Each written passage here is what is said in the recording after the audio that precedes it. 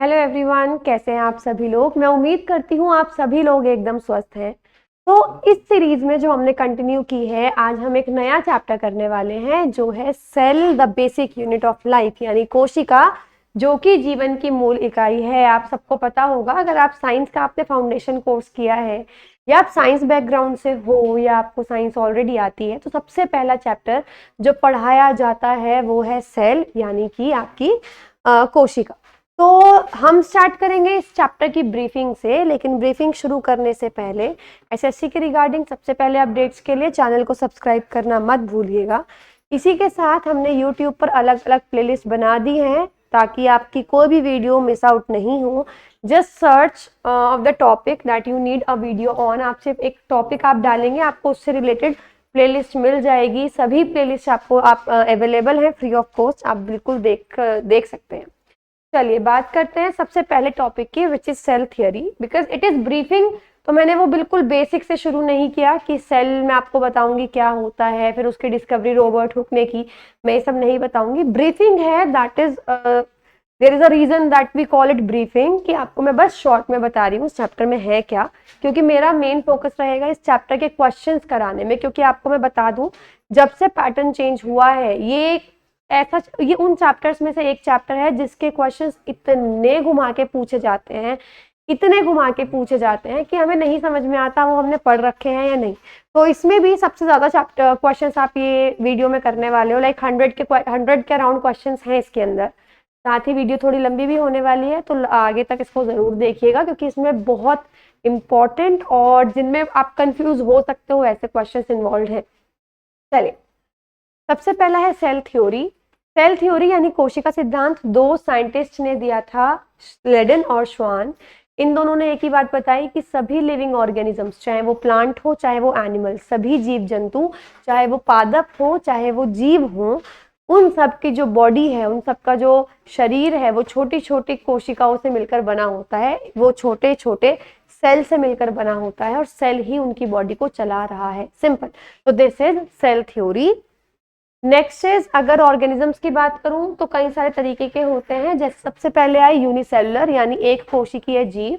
ऐसे ऑर्गेनिजम्स जिनकी पूरी बॉडी में सिर्फ एक ही सेल मिलेगा, यानी एक सेल से उनकी पूरी बॉडी बनी है, एक कोशिका से उनका पूरा शरीर बना है, उसको यूनिसेलुलर ऑर्गेनिज्म बोलते हैं, एक कोशिकीय जीव बोलते हैं। जैसे एमीबा के अंदर, पैरामीशियम के अंदर, बैक्टीरिया के अंदर, इनकी पूरी बॉडी में होता ही एक सेल है और वही सारे काम परफॉर्म करता है।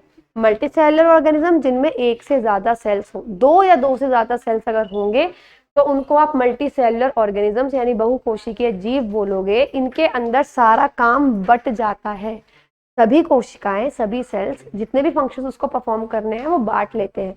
ये काम सॉरी मैं कर रहा हूँ, ये काम मैं कर रहा हूँ, ये काम मैं। तो ऑल इन ऑल बर्डन सिर्फ एक सेल पर नहीं आता। इसके एग्जाम्पल हम लोग human beings, plants, animals etcetera. Next is prokaryotic cell. ये सेल का टाइप है, वो ऑर्गेनिजम्स का टाइप था, ये सेल का टाइप है, यानी कि प्रोकैरियोटिक कोशिका। देखिए इसके अंदर क्या होता है, ये पुराने तरीके के सेल्स होते हैं, ये पुराने तरीके की कोशिकाएं होती हैं जिसमें सारे कोशिकांग यानी सारे सेल ऑर्गेनल्स भी प्रेजेंट नहीं होते। इसके अंदर जो कोशिकांग है, सेल ऑर्गेनल्स हैं, उनके चारों तरफ बाउंड्री, झिल्ली या मेम्ब्रेन भी नहीं होती, इनका साइज भी छोटा होता है। क्रोमोसोम्स की, गुणसूत्रों की संख्या भी एक के करीब ही होती है। सारी की सारी चीजें आधी अधूरी होती हैं। न्यूक्लियस, केंद्रक नहीं होता, बस न्यूक्लियस के अंदर जो डीएनए है वो बस यूं ही फैला हुआ होता है, क्योंकि न्यूक्लियर मेम्ब्रेन ही नहीं होती। केंद्रक जो झिल्ली होती है वो ही नहीं होती। ये ऐसे सेल्स हैं जिनका साइज छोटा होता है और न्यूक्लियस यानी नाभिक अनुपस्थित होता है। इसमें एक क्रोमोसोम यानी एकल गुणसूत्र होता है, इसके साथ मेम्ब्रेन बाउंड सेल ऑर्गेनल्स भी नहीं होते, झिल्ली युक्त कोशिकांग भी नहीं होते। इसका एग्जाम्पल है बैक्टीरिया, ध्यान रखेंगे। लेकिन जरूरी नहीं है जिनके पास एक ही सेल हो वो सब यही होंगे। जैसे बैक्टीरिया के पास एक ही सेल था, वो पुराना था। एमीबा के पास भी सिर्फ एक ही सेल है और वो नया है, वो यूकैरियोटिक है। आप देख सकते हो ये बैक्टीरिया है, इसमें ऐसे डीएनए फैला हुआ है, कोई झिल्ली नहीं है, सेल वॉल है, पूरा कैप्सूल बना हुआ है। ये टेल है जिससे मूव करता है, इसको फ्लैगुलम बोलते हैं। ये न्यूक्लियोइड, डीएनए फैला हुआ है, न्यूक्लियस तो नहीं है, क्योंकि न्यूक्लियस का मतलब है मेम्ब्रेन होनी चाहिए और अंदर ये केमिकल होना चाहिए, लेकिन अब ये मेम्ब्रेन नहीं है, डीएनए बस ऐसे फैला हुआ है, तो इसको आप बोलते हो न्यूक्लियोइड। ठीक है। Next is eukaryotic cell. इसके अंदर ये वो है जो एडवांस है, जो नए हैं, इनके अंदर सारे सेल ऑर्गेनल्स होंगे, पूरे होंगे, सबके आसपास झिल्ली होगी, मेम्ब्रेन होगी, गुणसूत्र यानी क्रोमोसोम्स भी एक से ज्यादा होंगे, पेयर्स में होंगे, जोड़ों में होंगे। इसके अलावा इसके अंदर न्यूक्लियस भी होता है, सारे सेल ऑर्गेनल्स होंगे, और एग्जाम्पल है इसका एमीबा। आप देख सकते हो सब कुछ है, सारी चीजों के अराउंड एक झिल्ली है, कवरिंग है, एक मेम्ब्रेन है। अच्छा, ये इंपॉर्टेंट है कि कौन सा कोशिकांग किस चीज से मिलकर बना है, क्योंकि कई बार ना बायोलॉजी एक ऐसी चीज है कि आपको डेटा देंगे कि इतने अमाउंट में, इतने रेशियो में, तो आप वहीं अटक जाओगे, आप आगे का क्वेश्चन पढ़ोगे ही नहीं। जबकि बायोलॉजी में कुछ चीजें ऐसी होती हैं कि अगर आपने वो पढ़ ली ना, आपको इधर उधर की चीजें देखने की जरूरत नहीं होती। जैसे प्लाज्मा मेम्ब्रेन यानी प्लाज्मा झिल्ली, कोशिका झिल्ली जिसको बोलते हैं, किस चीज की बनी होती है? वो बनी होती है लिपिड्स और प्रोटीन्स की। ठीक है। इसके अलावा जिस प्रोसेस से ये बनती है, उस प्रोसेस को बोलते हैं मेम्ब्रेन बायोजेनेसिस। कैसे बनती है? लिपिड्स और प्रोटीन से बनती है। ये लिपिड्स कहां से आए? ये लिपिड्स आते हैं एंडोप्लाज्मिक रेटिक्यूलम से। तो एंडोप्लाज्मिक रेटिक्यूलम लिपिड निकालता है, ये लिपिड और प्रोटीन मिलकर प्लाज्मा मेम्ब्रेन बनाते हैं, और इस प्रोसेस को बोलते हैं मेम्ब्रेन बायोजेनेसिस। है।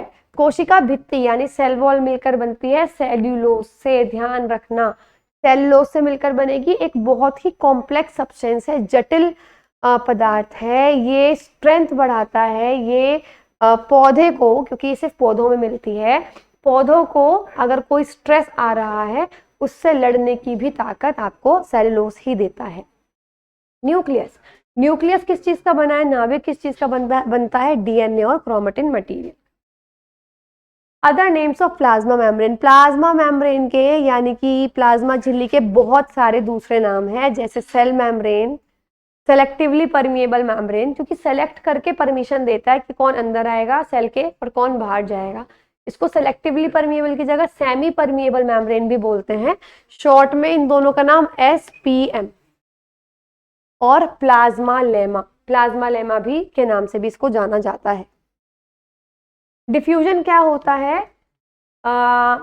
जब भी बायोलॉजी, केमिस्ट्री, हर जगह साइंस में अगर कोई चीज है जो एक जगह पर ज्यादा अमाउंट में है, आप उसको ज्यादा कंसंट्रेशन भी बोल सकते हो, यानी उसकी सांद्रता एक जगह पर ज्यादा है या ज्यादा प्रेशर में है। ऑल इन ऑल, एक जगह पे ज्यादा क्वांटिटी में है, एक जगह पे कम क्वांटिटी में है, तो चीजें हमेशा ज्यादा क्वांटिटी से लो क्वांटिटी की तरफ जाती हैं, हाई कंसंट्रेशन से लो कंसंट्रेशन की तरफ जाती हैं, हाई प्रेशर से लो प्रेशर की तरफ जाती हैं। तो इस तरीके का जो मूवमेंट होता है उसको बोलते हैं डिफ्यूजन यानी विसरण। फर्क इतना है, डिफ्यूजन में जो चीजें जाएंगी ज्यादा कंसंट्रेशन से कम कंसंट्रेशन की तरफ, वो सॉलिड भी हो सकती है, लिक्विड भी हो सकती है, और गैस भी हो सकती है।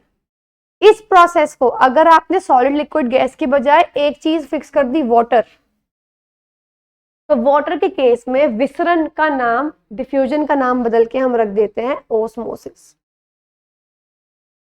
ठीक है। डिफ्यूजन पढ़ते हैं किसी पदार्थ का उच्च सांद्रता वाले क्षेत्र से कम सांद्रता वाले क्षेत्र में खुद से जाना, उसको विसरण बोलते हैं। The spontaneous movement of substance from a region of high concentration to a region where its concentration is low is known as diffusion। जैसे हमारी बॉडी में ऑक्सीजन और कार्बन डाइऑक्साइड, ऑक्सीजन अंदर जाती है, CO2 बाहर आती है, वो इसी प्रोसेस से आती जाती है। नेक्स्ट इज ऑस्मोसिस, सेम यही डेफिनेशन रहेगी, बस अब की बार वाटर आ गया। पानी का ज्यादा कंसेंट्रेशन से कम कंसेंट्रेशन में जाना, सेलेक्टिवली परमिएबल मेम्ब्रेन के थ्रू, उसको आप परासरण बोलते हो, जैसे पानी का अंदर से बाहर सेल के अंदर जाना। अगला एंडोसाइटोसिस और फेगोसाइटोसिस, इट इज इंपॉर्टेंट। अभी ये जो आपने पढ़ा ना डिफ्यूजन या ऑस्मोसिस, ये प्रोसेस हर जगह यूज होती है। जैसे बहुत सारे ऑर्गेनिज्म हैं जो अपना खाना इस तरीके से खाते हैं, कोई खाना आया तो उनकी बॉडी के अंदर खाने की क्वांटिटी कम है, लेकिन बॉडी के बाहर कुछ खाना ज्यादा आ गया तो ऑटोमेटिकली क्या होगा, ज्यादा कंसेंट्रेशन से कम कंसेंट्रेशन में, यानी वो खाना ऑटोमेटिकली अंदर चला जाएगा। अब दूसरी चीज, इसमें किस चीज का मेनली यूज होता है, इसमें यूज होता है प्लाज्मा झिल्ली का, यानी प्लाज्मा मेम्ब्रेन का। बहुत सारे ऑर्गेनिजम्स ऐसे होते हैं जिनकी जो प्लाज्मा मेम्ब्रेन है वो इतनी फ्लेक्सिबल होती है कि वो कोई भी शेप ले सकती है, जैसे एमीबा के अंदर। अभी आपने डायग्राम भी देखा था, जब भी एमीबा के आसपास कोई भी फूड पार्टिकल आएगा तो ये क्या करेगी, क्योंकि ये ना शेप बदलती रहती है, इसकी कोई फिक्स शेप नहीं होती है एमीबा के अंदर। मान लीजिए कोई फूड पार्टिकल आया तो एमीबा क्या करेगा, अमीबा अपनी प्लाज्मा मेम्ब्रेन को, अपनी प्लाज्मा झिल्ली को इसके चारों तरफ अरेंज कर लेगा, इसको जकड़ लेगा, मतलब इसको चारों तरफ से घेर लेगा। और कुछ टाइम के बाद क्या होगा, ये जो फूड पार्टिकल बाहर था, ये फूड पार्टिकल इसके अंदर चला जाएगा। ठीक है, तो इस प्रोसेस को, मतलब किस प्रोसेस को, अच्छा एक चीज और, ये अपनी जो प्लाज्मा मेम्ब्रेन है, जो प्लाज्मा झिल्ली है, जब ये चारों तरफ से घेर लेता है तो इस शेप को हम बोलते हैं सूडोपोडिया। इसके ऊपर ना बहुत सारे एग्जाम्स में क्वेश्चन पूछा गया है कि एक तो ये पूछते हैं कि एमीबा जिस प्रोसेस से खाना खाता है उसको क्या बोलते हैं, इसको बोलते हैं फेगोसाइटोसिस। फेगो मतलब फूड, साइटो मतलब सेल, सेल के द्वारा खाना खाना, फेगोसाइटोसिस। या एंडोसाइटोसिस, एंडो मतलब अंदर, सेल के अंदर कुछ भी आएगा तो एंडो वर्ड यूज करते हैं, सेल के बाहर कुछ भी जाएगा तो एक्सो वर्ड यूज करते हैं।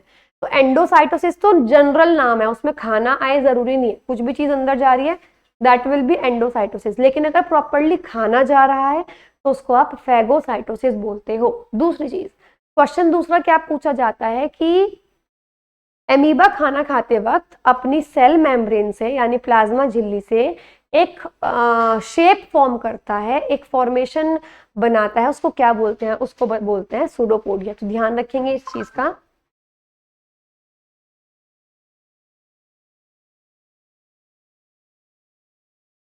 तो एंडोसाइटोसिस या फेगोसाइटोसिस क्या है, पहले मैं एंडोसाइटोसिस की बात बता रही हूँ। जब भी झिल्ली की मदद से कोई भी चीज सेल के अंदर जाए उसको बोलते हैं एंडोसाइटोसिस। लेकिन अगर खाने की बात हो रही है, फूड की बात हो रही है, तो इस प्रोसेस को बोलते हैं फेगोसाइटोसिस। इसके अलावा प्लाज्मा मेम्ब्रेन किस लिए होती है, ये किस कारण से ये सब हो पा रहा है, क्योंकि प्लाज्मा मेम्ब्रेन बहुत फ्लेक्सिबल है, इसीलिए हो पा रहा है, ध्यान रखेंगे। चलिए अब हाँ, यहाँ पर है अदर नेम्स, किस चीज के, किस सेल ऑर्गेनल का को किस नाम से बुलाया जाता है, निकनेम्स आप कह सकते हो।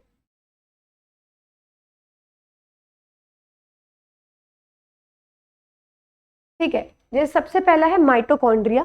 माइटोकॉन्ड्रिया को बोलते हैं power house of the cell. इसकी शेप कैसी होती है, सॉसेज शेप का होता है, ये सॉसेज शेप का होता है और दो मेम्ब्रेन्स होती हैं। ठीक है, इसके अंदर एनर्जी बनाने वाली रिएक्शंस होती हैं। लाइसोसोम्स, लाइसोसोम्स को बोलते हैं suicide bags of the cell या डस्टबिन ऑफ द सेल और स्कैवेंजर्स ऑफ द सेल, ये सफाई का काम करते हैं। न्यूक्लियस, फैक्ट्री ऑफ राइबोसोम्स, क्योंकि न्यूक्लियस के अंदर बहुत सारे राइबोसोम्स मिलते हैं। एटीपी, इसकी फुल फॉर्म एडिनोसाइन ट्राइफॉस्फेट, ये एनर्जी रिच मॉलिक्यूल्स होते हैं, बहुत सारी इनके पास एनर्जी होती है। जब भी हमें एनर्जी की जरूरत पड़ती है हम एटीपी मॉलिक्यूल्स को इस्तेमाल करते हैं।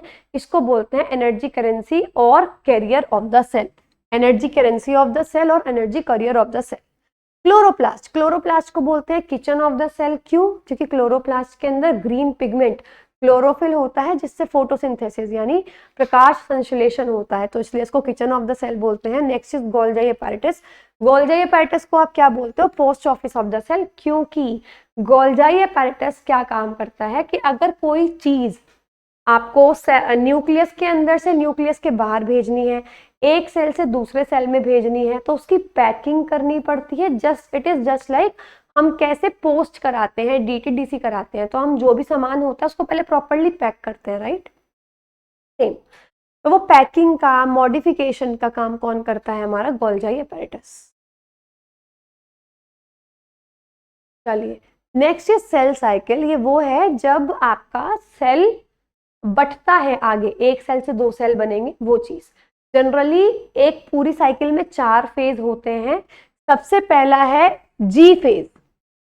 जी फेज में क्या होगा, जो सेल है वो अपना साइज बढ़ाएगा, वो मैच्योर हो जाएगा, वो इतना बड़ा हो जाएगा कि वो बट सकता है, डिवाइड हो सकता है। Second is S phase. देखो ऐसे करो, जी का मतलब ग्रो।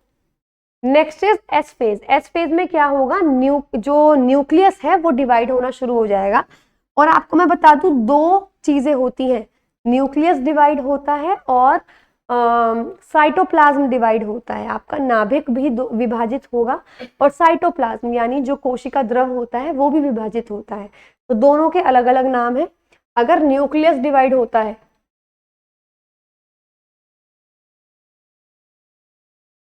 इसको बोलते हैं कैरियोकाइनेसिस। अगर सेल डिवाइड होता है, इसको बोलते हैं, सॉरी, साइटोप्लाज्म डिवाइड होता है,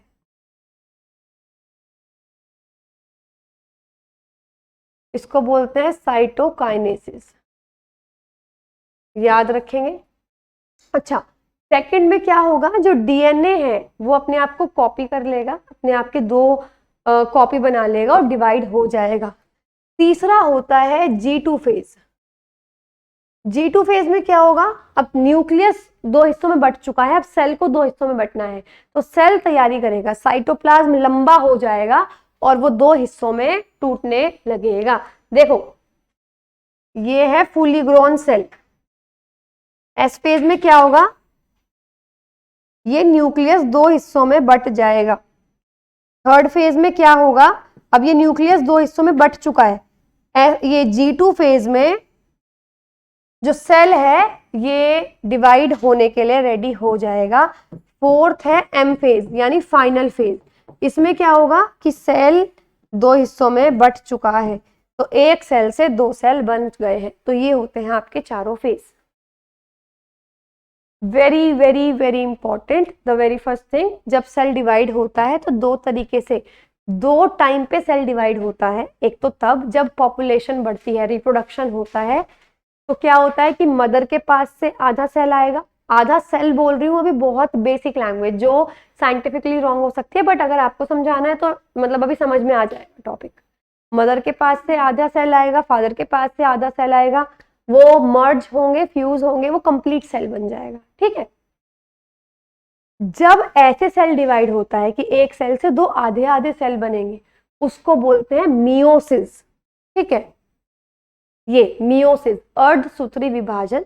इसके अंदर ध्यान रखना, जो नए सेल बनते हैं आधा अमाउंट होता है उनके पास क्रोमोसोम्स का, उनके पास गुणसूत्रों का आधा अमाउंट होता है। अगला है माइटोसिस। माइटोसिस होता है जब भी ग्रोथ होती है। ठीक है, जब भी ग्रोथ होगी। अब ग्रोथ में क्या होगा, आधा आधा सेल क्यों आएगा, एक सेल से 2 कंप्लीट सेल बनेंगे, जैसे मैंने अभी आपको सेल साइकिल में समझाया। तो माइटोसिस में क्या होता है, ग्रोथ और रिपेयर के लिए एक सेल से 2 सेल बनते हैं और वो दोनों सेल में पूरे गुणसूत्र होते हैं, मतलब सेम नंबर ऑफ क्रोमोसोम्स होते हैं आपके डॉटर सेल्स में भी। ठीक है, ये ध्यान रखेंगे। चलिए, अब हम क्वेश्चंस पे बात करते हैं, तो फटाफट से स्टार्ट करते हैं। इसमें लगभग 100 क्वेश्चंस हैं। Which structural layer in some cell types is composed mainly of carbohydrates like cellulose? मुझे पहली लाइन पढ़ के कुछ समझ नहीं आया, आप ये समझ लो। मुझे ये पता है कि सेलुलोज से, ये पूछ रहे हैं कि सेलुलोज से क्या चीज बनी होती है। भाई कौन सी लेयर है कुछ सेल में जो कार्बोहाइड्रेट की मिलके बनती है, जैसे सेलुलोज। तो आपको पता है सेलुलोज से क्या बनता है, सेल वॉल। तो cell wall is the correct answer, कोशिका भित्ति इज द करेक्ट आंसर। आगे भी पढ़ लो। सेलुलोज की जगह लिग्निन भी आ सकता है। लिग्निन क्यों आएगा? क्योंकि ये तो सेल है, तो मैंने सिर्फ सेल की ब्रीफिंग दी है, अदरवाइज टिश्यू चैप्टर की भी इसमें ब्रीफिंग, इसमें कह लो या टिश्यू चैप्टर अलग आएगा उसमें ब्रीफिंग दूंगी। एक टिश्यू होता है स्क्लेरेनकाइमा, ठीक है, उसकी सेल वॉल इतनी मोटी होती है और डेड बिल्कुल, मतलब उसमें कोई जीवन नहीं होता। क्यों? क्योंकि वो किस चीज की बनी होती है? लिग्निन की। तो सेल वॉल लिग्निन की भी बनती है, सेलुलोज की भी बनती है, तो ध्यान रखेंगे। चिटिन की भी बनती है। चिटिन क्या है? एक सीमेंट के जैसा सब्सटेंस है, ठीक है। तो जब भी सेलुलोज आपको बोल दे, चिटिन बोल दे, लिग्निन आप बोल दें, ध्यान रखना वो सेल वॉल की बात कर रहे हैं। किस रेशियो में? 4:3:3। इसमें सेलुलोज, हेमिसेलुलोज और लिग्निन होता है 4:3:3 में, और वैक्स जैसा सब्सटेंस भी होता है। तो खैर ये आपने एक्स्ट्रा नॉलेज के लिए पढ़ लिया, पर जहां पे सेलुलोज आया वहां पे मैंने देखते क्या मार्क कर दिया, cell wall. Next question, the primary function of which channel protein is to transport water across the cell membrane in response to the osmotic gradient created by active solute transport। देखो, किस चैनल प्रोटीन का प्राथमिक कार्य सक्रिय विलेय परिवहन द्वारा निर्मित osmotic प्रवणता के प्रत्युत्तर में कोशिका झिल्ली के पार जल का परिवहन करना है? देखो, पहली बात तो बहुत सारे तरीके के प्रोटीन्स होते हैं जिनका काम अलग अलग होता है। एक प्रोटीन का काम होता है वाटर को ट्रांसपोर्ट करने में मदद करना। एक प्रोटीन का काम होता है जो एपिथेलियल टिश्यू होता है, जो हमें प्रोटेक्ट करता है, उसको बचाना, उसको भी प्रोटेक्ट करना, ठीक है। तो ये कुछ टिश्यू ऐसे होते हैं, कुछ प्रोटीन ऐसे होते हैं जो कॉपर को ट्रांसफर करने में मदद करते हैं। कुछ टिश्यू ऐसे होते हैं, प्रोटीन ऐसे होते हैं जो आयरन को ट्रांसफर करने में मदद करते हैं। आप कितने याद करोगे? तो सबसे बेस्ट तरीका, ये क्वेश्चन आ गया ना 2023 में आया स्टेनो के एग्जाम में, ठीक है। तो बहुत सबसे आसान तरीका ये है कि आपको पता है ये टॉपिक आपका कवर नहीं हुआ, और इनफैक्ट इसमें नहीं, आप कोई भी पढ़ोगे ना आपको बहुत कम बुक्स में टॉपिक मिलेंगे क्योंकि इतने ज्यादा नहीं पूछे जाते। तो पहला, अब आपके पास 5 क्वेश्चन आप प्रिपेयर करोगे यहाँ से, 4 इनफैक्ट। पहले तो इस क्वेश्चन का कि वो कौन सा प्रोटीन है जिसका काम पानी को ट्रांसपोर्ट करना है। तो पानी के लिए वर्ड एक्वा यूज होता है, तो अगर आप गैस भी करोगे एक्वापोरिन, क्योंकि और कोई भी वर्ड में पानी वाला कुछ ऐसा सच नहीं आ रहा, एक्वापोरिन, राइट। बाकी भी समझ लो। म्यूकिन्स, आपने पढ़ा होगा म्यूकस, जो आपके पेट में, अमाशय में मिलती है, जो पेट की मेम्ब्रेन को बचाती है, जो स्टमक की मेम्ब्रेन को बचाती है एसिड से। म्यूकस वर्ड यूज किया था, राइट। तो म्यूकिन्स है जो एपिथेलियल टिश्यू को बचाता है किसी भी इंजरी से। ट्रांसफेरिन, इसमें वर्ड आ रहा है फेरिन। फेरिन मतलब iron, ferric ions, iron ions को जो ट्रांसपोर्ट करने में मदद करे वो ट्रांसफेरिन। क्यूप्री वर्ड का मतलब कॉपर, जो कॉपर आयन को ट्रांसफर करने में मदद करे वो क्यूप्रीडॉक्सिस। मैंने यहाँ पे एक्सप्लेनेशन भी दे रखी है कौन कौन से प्रोटीन किस चीज में मदद करते हैं, देख सकते हो। ट्रांसफेरिन, फेरिक आयन डिलीवरी, क्यूप्रीडॉक्सिन्स जो क्या करते हैं, कॉपर सेंटर करते हैं और इलेक्ट्रॉन को ट्रांसफर करते हैं। म्यूकिन्स जो एपिथेलियल सेल सरफेस को प्रोटेक्ट करती है, सिंपल। मोस्ट सेंट्रियोल्स, अब ये सेंट्रियोल्स क्या होते हैं पहले मैं आपको ये भी बता दूं। देखो, एनिमल सेल में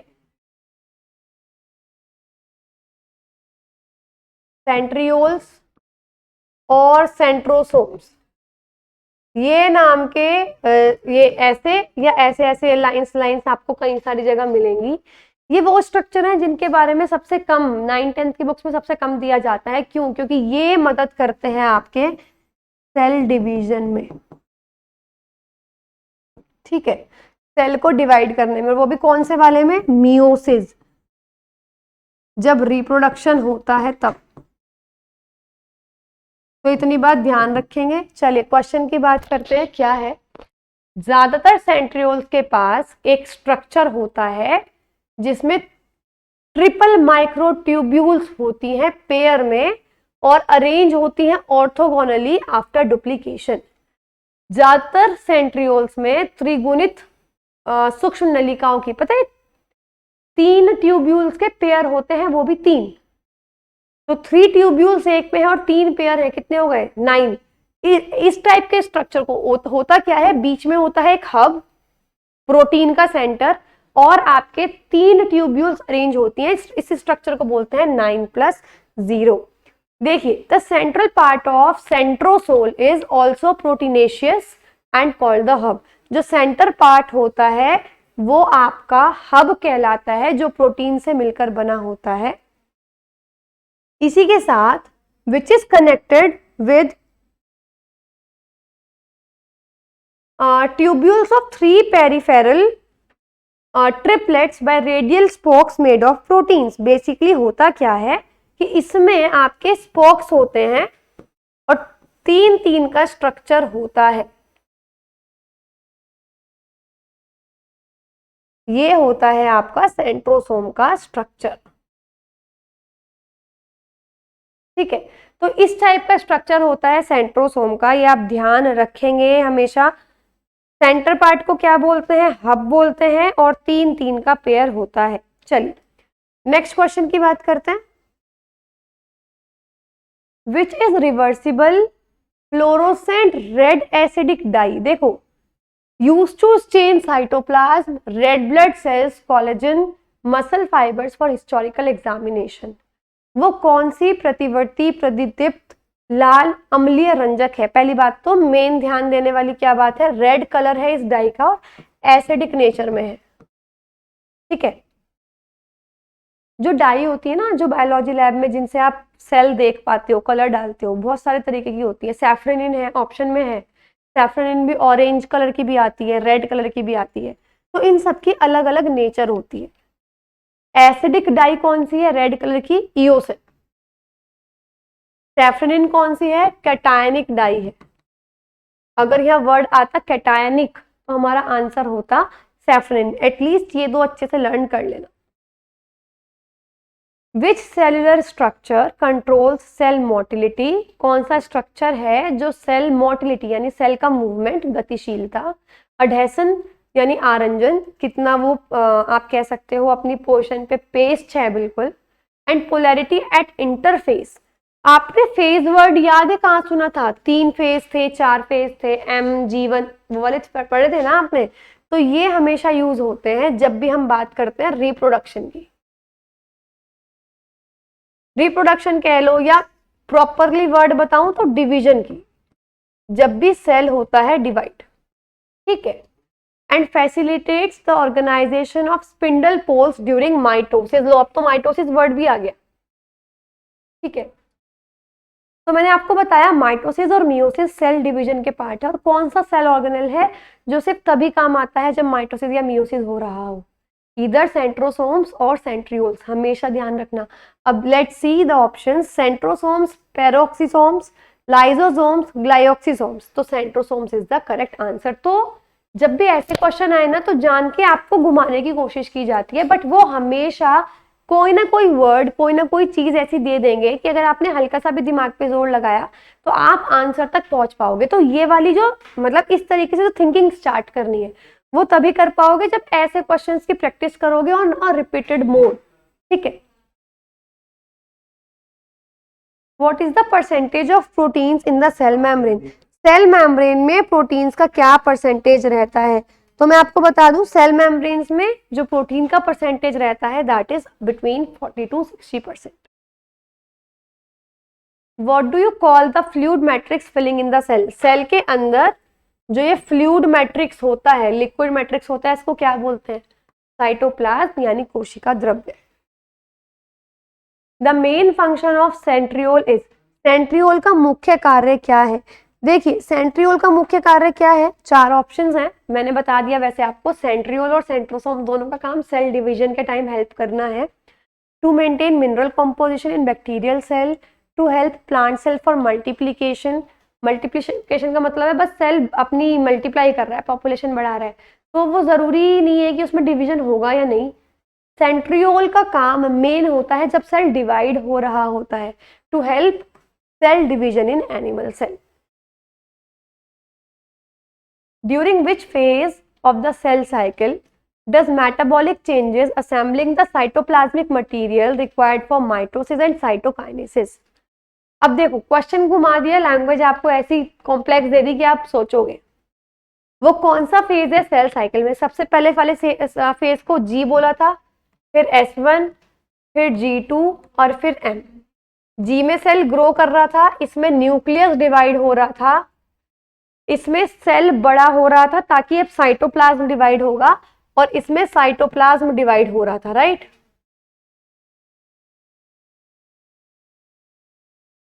अब आप मुझे ये बताओ, साइटोप्लाज्म के डिवाइड होने को क्या बोलते हैं? साइटोकाइनेसिस।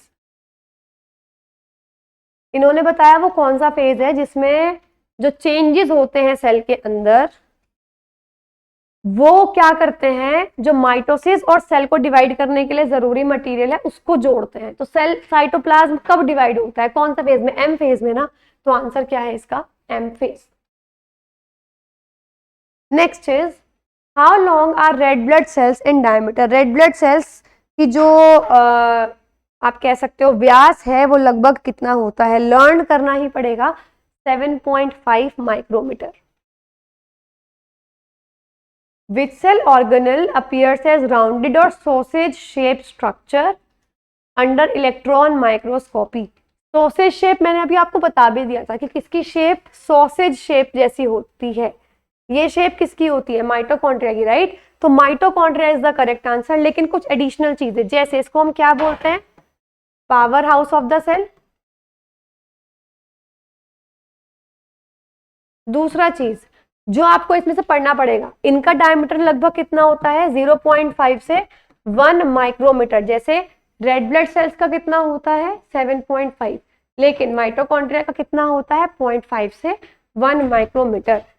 कौन सी शेप होती है? राउंड या फिर sausage shaped. Next is what is the length of a bacterial cell? Bacterial cell की लेंथ लगभग कितनी होती है? तो बैक्टीरियल सेल की लेंथ होती है लगभग 3 से 5 micrometer. What do you call a glycocalyx that is a loose sheath type? ये आपके किसी फाउंडेशन कोर्स में नहीं है, ये आपके किसी चैप्टर में भी कवर नहीं हो रहा, क्योंकि मिसलेनियस क्वेश्चन है, कहीं से भी आ गया है। तो ऐसे क्वेश्चंस को लेके पैनिक करने की जरूरत नहीं है। दैट ओनली शोज कि आपकी शिफ्ट में, जैसे मैं हमेशा बोलती हूँ कि फिजिक्स साइंस के 3 सब्जेक्ट्स में से हमेशा कोई एक सब्जेक्ट टिपिकल आएगा जिसमें कुछ क्वेश्चंस ऐसे होंगे कि आप सारा भी पढ़ लोगे, 11th-12th का भी पढ़ लोगे, आपका वो तभी भी कवर नहीं होगा। ये बैचलर्स का टॉपिक है। अब आप कितना पढ़ोगे? अगर आप साइंस उतनी कवर करने वाले हो ना, तो आप किसी चैप्टर को, किसी और सब्जेक्ट को ध्यान नहीं दे पाओगे। तो ऐसे क्वेश्चन सिर्फ आपको ही नहीं आ रहे, आपके साथ बैठे हुए मैक्सिमम एस्पिरेंट्स के लिए ऐसे क्वेश्चंस बिल्कुल नए होते हैं। तो इनके लिए पैनिक करने की नीड नहीं होती। देखिए, वो ग्लाइकोकैलिक्स जो बिल्कुल लूज शीट का टाइप होता है, बिल्कुल ढीला होता है, तो ये है आपकी स्लाइम लेयर। आपने देखा भी है स्लाइम कितनी ज्यादा ढीली होती है। तो बेसिकली उसका जो सेल है या साइटोप्लाज्म है, वो सेल वॉल से चिपक ही नहीं पाता, इसलिए वो बिल्कुल लूज होता है। ठीक है। Which process is sometimes called reduction division because it reduces the number of chromosomes? किस प्रक्रिया को कभी कभी रिडक्शन डिवीजन कहा जाता है? क्योंकि शुक्राणु और अंडे बनाने के लिए गुणसूत्रों की संख्या को सामान्य संख्या से आधा कर देता है। 2 ही डिवीजन पड़े हैं, माइटोसिस और मियोसिस, राइट। माइटोसिस में तो सेम क्रोमोसोम्स थे, मियोसिस था जिसमें क्रोमोसोम्स आधे हो रहे थे। तो the answer will be meiosis. What is the primary structural component responsible for the mechanical strength of cell wall? Cell wall, कोशिका भित्ति की शक्ति के लिए मेन घटक कौन सा है? सबको पता होना चाहिए, मैं आपको समझा भी चुकी हूँ। The answer is cell wall. Cell wall ही है, सॉरी सेल्यूलोज, सेल्यूलोज ही है जिसकी मेनली सबसे ज्यादा रेशियो में सेल्यूलोज ही मिलता है। By what name are the flat membrane enclosed sacs present in Golgi apparatus known? गोल्जाई उपकरण में उपस्थित चपटी झिल्ली से घिरी थैलियों को किस नाम से जाना जाता है? ये गोल्जाई apparatus कैसे दिखते हैं? ऐसे दिखते हैं। तो ये जो लेयर्स होती हैं, इनको क्या बोलते हैं? इनको बोला जाता है सिस्टर्न। ये सॉरी, हाँ, सिस्टर्न। तो ध्यान रखेंगे सिस्टर्न होता है आपका गोल्जाई एपेरेटस में, जो आपकी पतली पतली लेयर्स होती हैं उनको सिस्टर्न के नाम से जाना जाता है। Next, which cell found in the bone marrow acts as repair system for the body. अस्थि मज्जा में पाई जाने वाली कौन सी कोशिका शरीर के लिए मरम्मत प्रणाली के रूप में कार्य करती है। मतलब अगर कुछ डैमेज हो जाए, कुछ रिपेयर होना हो, तो बोन मैरो के अंदर से वो सेल जाते हैं और जाके रिपेयर करके आते हैं। तो उन सेल्स को क्या बोलते हैं? आई थिंक आपने टीवी मूवीज में ये डेफिनेटली पढ़ा होगा नाम।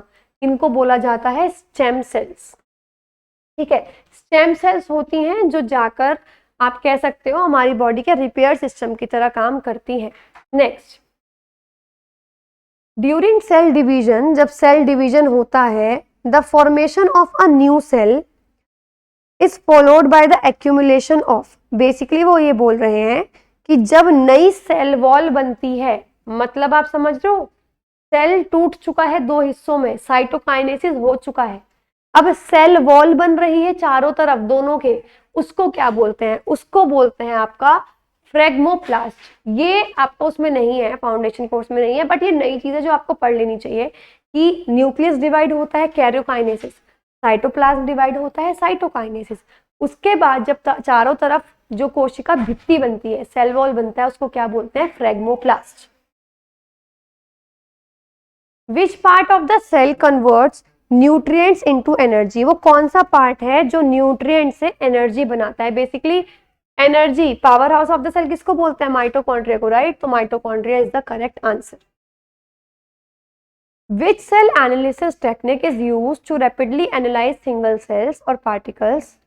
वो कौन सी तकनीक है जिसकी मदद से आप अकेले अकेले सेल्स को, कोशिकाओं को या कणों को आप एनालाइज कर सकते हो, उनको, उनके ऊपर आप विश्लेषण, उनके ऊपर पढ़ाई कर सकते हो। जब भी वो एक सिंगल लेजर से या बहुत सारी लेजर आप उनमें से पास करोगे, लेकिन उनको किसमें? एक सॉल्यूशन में रखना पड़ेगा। बेसिकली ये वो पूछ रहे हैं वो कौन सी टेक्निक है जिसकी मदद से आप क्या करते हो? सिंगल सेल्स को या सिंगल पार्टिकल्स को पहले आप एक सॉल्यूशन में रखोगे। नॉर्मली सॉल्ट सॉल्यूशन होता है, एसिडिक और basic buffer solution. Buffer solution का मतलब जिसका पीएच एसिड डालोगे तब भी चेंज नहीं होगा, बेस डालोगे तब भी चेंज नहीं होगा, ऐसा सॉल्यूशन में रखा जाता है। फिर उसमें आप लेजर लाइट डालोगे, सिंगल या मल्टीपल, और तब आप उनकी पढ़ाई कर सकते हो। तो वो कौन सी टेक्निक है? इसको बोलते हैं फ्लो साइटोमेट्री। लेकिन अब हम एक काम करते हैं, फटाफट पढ़ते हैं कि इसमें है क्या। फ्लो साइटोमेट्री कैसी टेक्निक है? एक लेजर बेस्ड टेक्निक है, एक लेजर आधारित तकनीक है जिसमें आप पहचान कर सकते हो और विश्लेषण कर सकते हो किसी भी सेल या पार्टिकल की, उसकी फिजिकल प्रॉपर्टीज कैसी हैं, वो दिखने में कैसा है, और उसकी केमिकल प्रॉपर्टीज कैसी हैं, उसकी भौतिक और रासायनिक दोनों गुण के आप पता लगा सकते हो। इसी वजह से इसे आप हमारी अपनी बॉडी में इस्तेमाल करते हो, बोन मैरो का पता लगाने में, अस्थि मज्जा का पता लगाने में। इसके अलावा ब्लड टेस्ट में, फ्लूइड अगर कोई हो रहा है, लिम्फ है, ये लसिका है, लसिका तंत्र है, तो उन सब का पता लगाने में हम फ्लो साइटोमेट्री का यूज करते हैं। अगला है मास स्पेक्ट्रोस्कोपी। मास स्पेक्ट्रोस्कोपी का मतलब क्या होता है? जब आप किसी पार्टिकल का क्या पता लगाने की कोशिश करते हो कि उस पे कितना मास है, उसका कितना द्रव्यमान है और उस पे कितना चार्ज है। तो मतलब ये ऐसे टेस्ट करने के इस्तेमाल में नहीं आता। जब भी आपको किसी पार्टिकल का चार्ज इस टू मास और मास इस टू चार्ज रेशियो निकालना हो, तब आप मास स्पेक्ट्रोस्कोपी का इस्तेमाल करते हो। इलेक्ट्रोकेमिकल एनालिसिस, इलेक्ट्रोवर्ड, यानी किसी भी चीज की अगर इलेक्ट्रिकल प्रॉपर्टीज, विद्युत गुण पता लगाने हैं आप तब लगाओगे। और इसके अंदर क्या होगा, ये डीएनए को एम्पलीफाई कर देता है, डीएनए को आप बढ़ाने के लिए ये यूज किया जाता है। अगला है, अच्छा सॉरी, इलेक्ट्रोकेमिकल एनालिसिस नहीं, वो सिर्फ इलेक्ट्रिकल गुण, विद्युत जो गुण होंगे वो पता लगाने का मदद करेगा। जो मल्टीपल डिस्प्लेसमेंट एम्पलीफिकेशन है, ये नई टेक्निक है, मल्टीपल विस्थापन प्रवर्धन। इससे क्या होगा, वो जो डीएनए है वो कई गुना, यानी it will amplify multiple times, वो बढ़ जाएगा कई गुने बार। Simple. The division of cytoplasm is known as. Cytoplasm के डिवीजन को, कोशिका द्रव्य को, विभाजन को किस नाम से जानते हैं? Cytokinesis. Which of the following cell organelles can make copies of themselves. इनमें से कौन से कोशिकांग हैं जो खुद की प्रतिलिपियां बना सकते हैं। अगर कॉपी बनानी है खुद की तो उनके पास उनका खुद का डीएनए होना चाहिए, उनका खुद का प्रोटीन होना चाहिए। और खुद का डीएनए और प्रोटीन 3 जनों के पास होता है। सबसे पहला न्यूक्लियस, अगला माइटोकॉन्ड्रिया, अगला प्लास्टिड्स। ध्यान रखेंगे, सिर्फ ये 3 चीजें हैं जो अपनी खुद की कॉपी बना सकते हैं। तो the answer is mitochondria. Which type of haploid unicellular eukaryote cell has a diameter of approximately 10 micrometer? किस प्रकार की अगुणित एक कोशिकीय यूकैरियोट कोशिकाओं का व्यास लगभग 10 माइक्रोमीटर होता है and about half of their volume is occupied by cup shaped chloroplast, और उनके आयतन का लगभग आधा भाग कप के आकार के क्लोरोप्लास्ट द्वारा घिरा होता है। देखिए, पहली चीज तो आपको ये पता करना पड़ेगा, क्लोरोप्लास्ट है दैट मीन्स वो कोई ग्रीन कलर का तो डेफिनेटली होगा ही होगा। और मैं आपको बता भी दूं, ये मैंने आपको एग्जाम्पल में जब फाउंडेशन कोर्स कराया था, एग्जाम्पल में और पिक्चर भी डाली हुई है इसकी। ये है क्लैमिडोमोनस। क्लैमिडोमोनस ये एक एल्गेई है, ये एक शैवाल है जिसमें लगभग आप कह सकते हो आधी से ज्यादा जो उसका आयतन है वो क्लोरोप्लास्ट से भरा होता है। तो इसको बिल्कुल ध्यान से रखेंगे, इसको याद करके रखेंगे। इसके अलावा हाइड्रोडाइसाइटोन क्या है? इसको बोला जाता है वाटर नेट, पानी का जाल। ये फ्रेश वाटर में मिलता है, ठीक है, ये जरूर ध्यान रखेंगे, बहुत ज्यादा इंपॉर्टेंट है। इसी के साथ मैं आपको बता दूं लगभग बाकी के तीनों जो हैं, अगर मतलब आपने थोड़ा बहुत भी पढ़ रखा हो, हाइड्रोडाइसाइटोन, उल्वा और ईडोगोनियम, ये तीनों मेराइन है, ये तीनों पानी में मिलने वाले एल्गेई हैं। लेकिन जो क्लैमिडोमोनस है ये एक ऐसी एल्गेई है जिस आप कह सकते हो कि इसमें सबसे ज्यादा क्लोरोप्लास्ट पाया जाता है। तो यही इसकी डिस्टिंक्शन है। Which cell organelles are known as cells post office? Cell का डाकघर किसको कहा जाता है? अभी बताया था, Golgi apparatus। Which of the following cells are found in the liver of mammals? जो लीवर होता है, जो आपका यकृत है, उसमें पाई जाने वाली कोशिका कौन सी होती है? तो मैं आपको बता दूं, इसके अंदर आप कह सकते हो होते हैं कप्फर सेल्स। कफर सेल्स बहुत इंपॉर्टेंट होते हैं लीवर के लिए। आपने आज तक नाम नहीं सुना होगा, आप सुन लेना, क्योंकि ये प्रोटेक्ट करते हैं लीवर को from bacterial infection.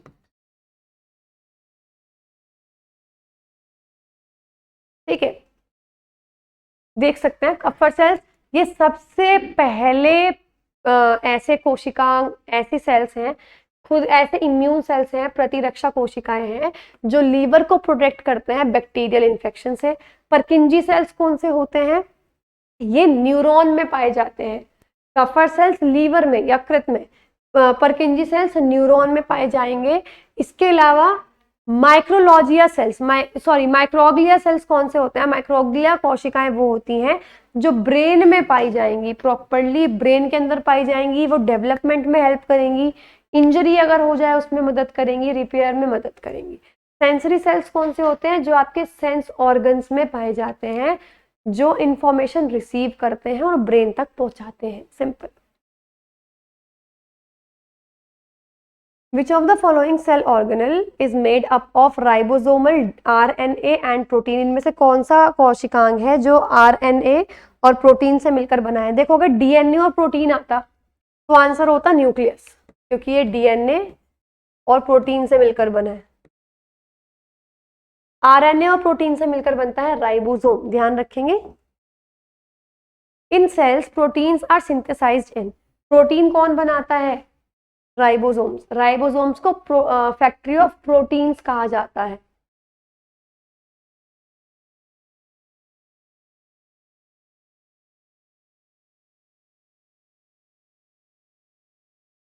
Mitochondria is not found. Mitochondria इनमें से किस चीज में नहीं पाया जाता? बैक्टीरिया में कुछ नहीं मिलता, बैक्टीरिया में रेड ब्लड सेल्स नहीं मिलते। मतलब बैक्टीरिया में आप समझो जब भी कुछ ऐसा होगा ना कि ये चीज नहीं पाई जाती, अगर आंसर में ऑप्शन में आपको बैक्टीरिया मिल रहा है तो मैक्सिमम केसेस में आंसर जो है वो बैक्टीरिया ही होगा। In a plant dash is present in the middle lamella, primary cell and secondary walls and accumulates in the initial stages of development during cell expansion। वो ये बोल रहे हैं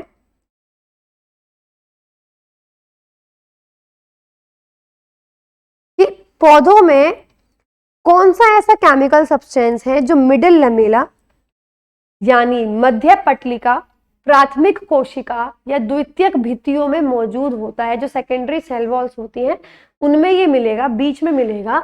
और ये जब कोशिका विस्तार होता है, जब सेल अपने आप का साइज बढ़ाता है, तो तब ये जमा होना शुरू होता है। तो ये है आपका पेक्टिन, ध्यान रखेंगे इसको। Select the correct statement. सबसे पहला, mitochondria and nucleus are found in bacteria, गलत, बैक्टीरिया में कुछ नहीं मिलता। Ribosomes, mitochondria and lysosomes are found in animal cells, बिल्कुल, एनिमल सेल्स में राइबोसोम्स भी मिलते हैं, माइटोकॉन्ड्रिया भी मिलता है और लाइसोसोम्स भी मिलते हैं, बिल्कुल करेक्ट स्टेटमेंट है। Chloroplast, ribosomes and nucleus are present in fungal cells, fungal cells कवक कोशिकाओं में क्लोरोप्लास्ट नहीं मिलता, तभी तो फंगस है। आपको पता है पहले जो फंगस है, जो आपका कवक है, वो पौधों की कैटेगरी में आती थी, लेकिन पौधे तो प्रकाश संश्लेषण करते हैं, वो फोटोसिंथेसिस करते हैं, पर फंगस नहीं कर सकती। क्यों? क्योंकि उनके पास क्लोरोप्लास्ट नहीं है, क्लोरोफिल नहीं है। Mitochondria and nucleus are absent in plant cells. अच्छा, न्यूक्लियस ही एब्सेंट कर दिया, वो तो हो ही नहीं सकता, काम कैसे करेगा cell. Which of the following statements is correct regarding cell membrane. इनमें से सेल मेम्ब्रेन के रिगार्डिंग कौन सी स्टेटमेंट बिल्कुल करेक्ट है? सबसे पहले, the membrane is selectively permeable to some molecules present in और ईदर साइड ऑफ इट। बिल्कुल सही है कि जो कोशिका झिल्ली है वो दोनों ओर, अंदर की तरफ भी सेल के, बाहर की तरफ भी, चुनिंदा रूप से पारगम्य होती है, मतलब वो चीजों को सेलेक्ट करके अंदर से बाहर या बाहर से अंदर आने देती है, बिल्कुल ठीक है। वाटर में also move across this membrane, पानी भी मूव कर सकता है, ये भी ठीक है। From lower to higher concentration, ये गलत है, चीजें हमेशा हाई से लो कंसेंट्रेशन की तरफ मूव करती हैं, तो only one is correct. Which form of leucoplast specializes in oil synthesis and storage and is mainly found in the layer of cells in pollen grains that develop the pollen grains? इनमें से कौन से leucoplast होते हैं? देखो, leucoplast normally colourless plastids होते हैं जो कि खाने को स्टोर करने में मदद करते हैं, मैं आपको ये बता दूं। तो वो बोल रहे हैं कि कौन से ल्यूकोप्लास्ट है जो ऑयल को बनाने में मदद करते हैं, उनको स्टोर करने में मदद करते हैं, और जनरली पोलन ग्रेन्स जो होते हैं उनके अंदर आपको मिलेंगे, तो इनको बोलते हैं इलायोप्लास्ट, ध्यान रखेंगे। इलायोप्लास्ट ल्यूकोप्लास्ट का एक टाइप है जो कि ऑयल सिंथेसिस में मदद करता है, पोलन ग्रेन्स के डेवलपमेंट में मदद करता है, ठीक है, पराग कणों का जब विकास होता है उनमें मदद करता है। Which cells are also called neurilemma cells. इनमें से कौन से कोशिकाओं को न्यूरिलेमा कोशिकाएं भी कहा जाता है? जो PNS, primary nervous system, primary nervous system समझते हो, आपका ब्रेन और आपका, आप कह सकते हो स्पाइनल कॉर्ड जिसके अंदर आती है, ऐसे सेल्स का ये हिस्सा होते हैं और आपके बॉडी में बहुत इंपॉर्टेंट रोल प्ले करते हैं। तो ये होते हैं आपके श्वान सेल्स। श्वान सेल्स हैं जो कि आपके प्राइमरी नर्वस सिस्टम, ब्रेन और स्पाइनल कॉर्ड जो है, आप कह सकते हो उनमें उनका हिस्सा होते हैं और वो काम कर पाते हैं श्वान सेल्स के कारण। Which of the following is found in plant cell only. इनमें से कौन सी सिर्फ पादप कोशिकाओं में पाया जाता है? Cell wall. सेल वॉल का मेन काम प्रोटेक्शन होता है, स्ट्रेंथ देना होता है, और हम लोगों को उसकी जरूरत नहीं होती। कैसे याद कराया था मैंने चैप्टर में भी कि हमारे पास हाथ पैर है, कुछ अगर कुछ चीज आएगी तो हम प्रोटेक्शन कर सकते हैं अपना हाथ से। पौधों के पास कुछ नहीं है, तो इसलिए उनको स्ट्रेंथ की जरूरत होती है, जो कौन देता है? Cell wall. Which cell organelle containing millions of membrane bound ribosomes is involve in the production, folding, quality control and dispatch of certain proteins.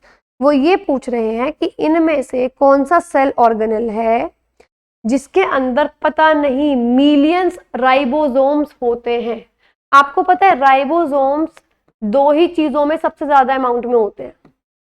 सबसे पहला न्यूक्लियस इसलिए न्यूक्लियस को फैक्ट्री ऑफ राइबोसोम्स बोला जाता है। और दूसरा RER, रफ एंडोप्लाज्मिक रेटिकुलम। अगर मुझे ये दिख रहा था ना कि बहुत सारे राइबोसोम्स हैं, तो मेरा पहला ऑप्शन, क्वेश्चन को वहां तक पढ़ के मेरा क्वेश्चन होता न्यूक्लियस। न्यूक्लियस मुझे दिखा नहीं।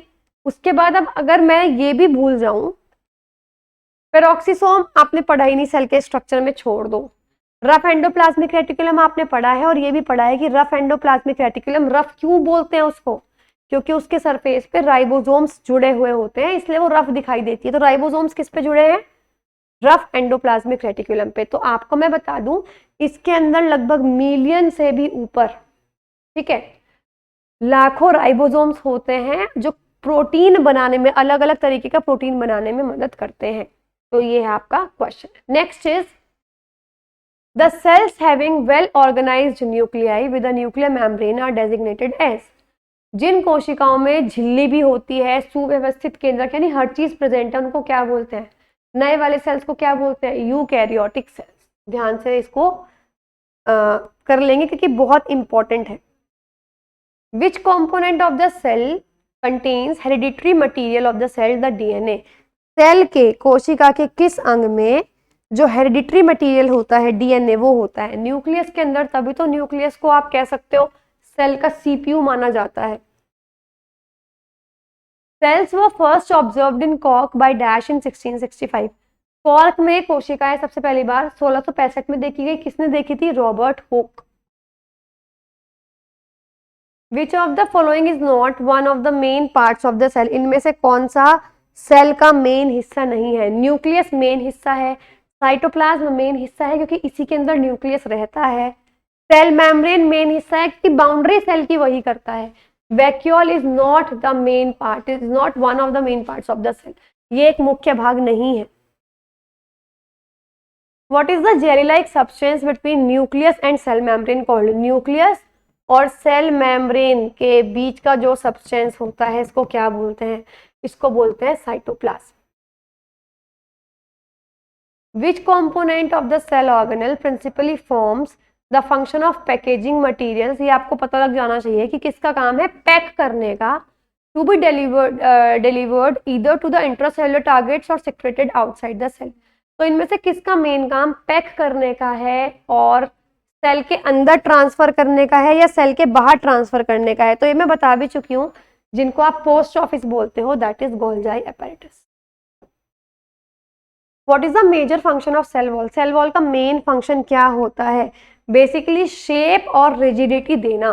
स्टोरेज का काम नहीं होता, डिवीजन में मदद नहीं करता, कार्बोहाइड्रेट बनाने में मदद नहीं करता, तो किसमें काम करेगा? शेप और रिजिडिटी, आकार और कठोरता प्रदान करने में।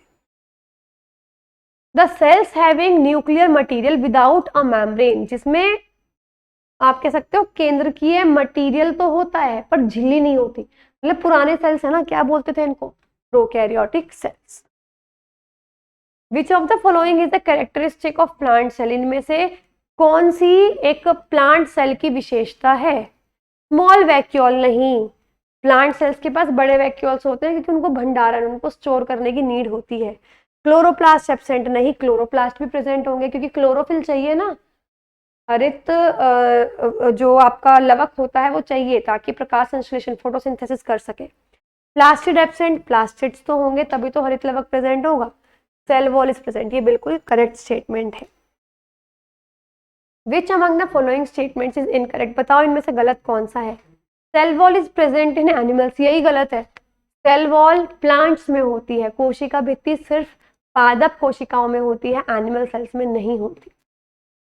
नेक्स्ट, सेल मेम्ब्रेन को प्लाज्मा मेम्ब्रेन बोलते हैं, ये भी ठीक है। क्रोमोसोम्स डीएनए प्रोटीन के बने होते हैं, ये भी ठीक है। माइटोकॉन्ड्रिया को power house of the cell बोलते हैं, ये भी ठीक है। Cytology is the study of, cytology किसका अध्ययन होता है? सेल्स का। ये तो बहुत आसान है। Plant cell have a big central dash unlike a number of small dash in animal cells. Plant cells के पास एक और काफी बड़ा क्या होता है? देखो, अगर मैं सेल वॉल लूंगी तो पौधों में, जानवरों में तो होती नहीं है, छोड़ दो। टिश्यू, सेल के अंदर टिश्यू हो नहीं सकता, ये छोड़ दो। सेल मेम्ब्रेन भी एक या ज्यादा नहीं हो सकती। वैक्यूल, प्लांट सेल्स के पास एक ही बहुत बड़ा बीच में वैक्यूल होता है, जबकि एनिमल सेल्स के पास या तो होगा ही नहीं या बहुत छोटे छोटे 2-3 होंगे। विच among the following is the structural and fundamental unit of life, ये तो इस वीडियो का ही टॉपिक है। स्ट्रक्चरल और फंडामेंटल यूनिट ऑफ लाइफ को क्या बोलते हैं? सेल यानी कोशिका। विच of the following is a complex permanent plant tissue, देखो अब ये प्लांट टिश्यू में आ गया, ये उत्तकों में आ गया। खैर मैं बता देती हूँ, जो प्लांट टिश्यू होते हैं 2 तरीके के होते हैं, एक तो टेम्परेरी विभज्योतक यानी meristematic tissue,